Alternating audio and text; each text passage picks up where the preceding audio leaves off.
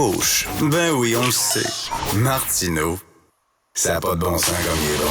Vous écoutez Martineau. Cube Radio. Alors hier, Michael Sabia, le grand patron d'Hydro-Québec, a présenté son nouveau plan de développement très ambitieux, à 185 milliards de dollars pour Hydro-Québec. Nous allons en parler avec M. Yvan Clich, spécialiste sur les questions d'énergie et membre du CERIUM. Le CERIUM, c'est le Centre d'études et de recherche internationale de l'Université de Montréal, qui, à moins que je me trompe, mais avait été fondé, je crois, par notre ami Jean-François Lisée.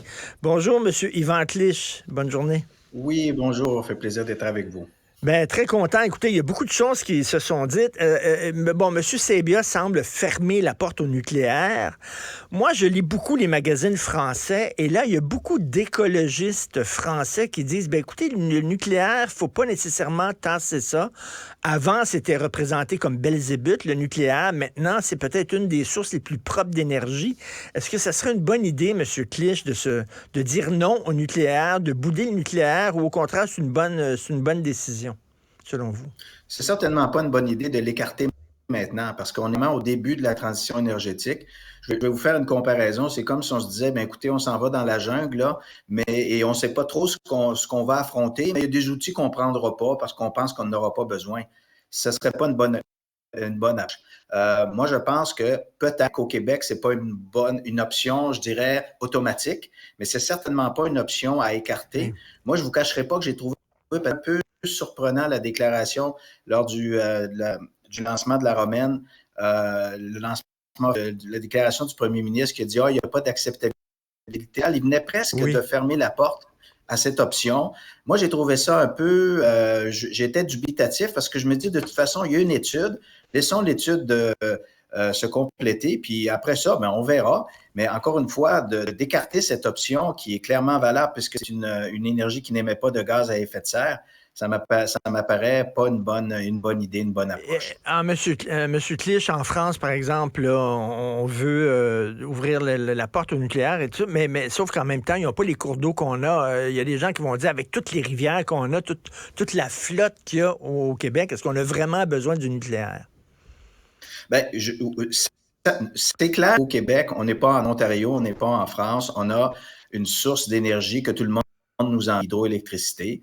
Mais les besoins, comme on l'a vu hier, les besoins sont tellement importants que peut-être que dans 10, 15, 20 ans, le nucléaire reviendra comme une énergie intéressante. Comme vous en avez peut-être entendu parler, il y a une nouvelle approche technologique au nucléaire qui s'appelle les petits réacteurs modulaires. C'est pas encore avéré sur le marché, mais il y a beaucoup de qui est mis là-dedans. Et l'Ontario va se lancer là-dedans, donc c'est pas théorique.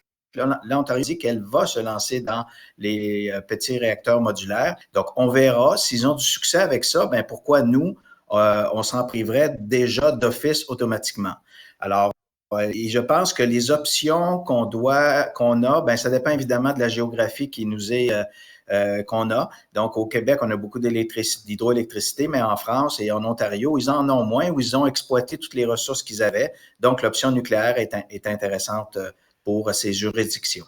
Hydro-Québec a comme deux missions, c'est-à-dire offrir de l'électricité à bon prix aux Québécois, mais en même temps utiliser l'électricité pour faire la croissance économique. Donc, on a tendance à vendre à rabais l'électricité aux grosses entreprises.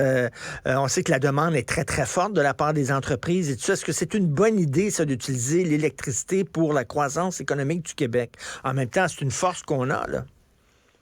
Oui, en fait, mentionné hier, M. Sabia, 75 de l'électricité qui va être utilisée, c'est pour décarboner, donc retirer au pétrole et au gaz ces ressources d'énergie, les remplacer par de l'électricité propre, et 25 ça serait pour le développement économique. Écoutez, comme dans tous les pays, on joue les cartes qu'on a. Donc, au Québec, notre principale carte, clairement, c'est l'hydroélectricité.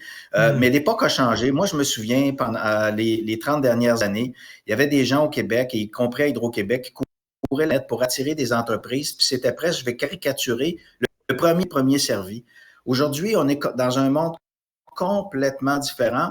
Les gens viennent parce qu'on a de l'électricité propre. Les entreprises se disent, tiens, moi, j'ai de la pression de mes actionnaires, des parties prenantes pour décarboner. Si je m'en viens au Québec, je peux cocher la case, c'est déjà réglé. Donc, beaucoup de gens sont intéressés à venir chez nous. Donc, on est dans une situation qui est complètement différente. Donc, les gens à nous au lieu qu'on vienne à eux. Et deuxièmement, à l'époque aussi, on faisait ça, on courait la planète pour attirer des investissements, pour combler l'écart de chômage qu'on avait notamment avec le reste du Canada et l'Ontario. Mais là, c'est le contraire. On a un chômage moins élevé qu'en Ontario.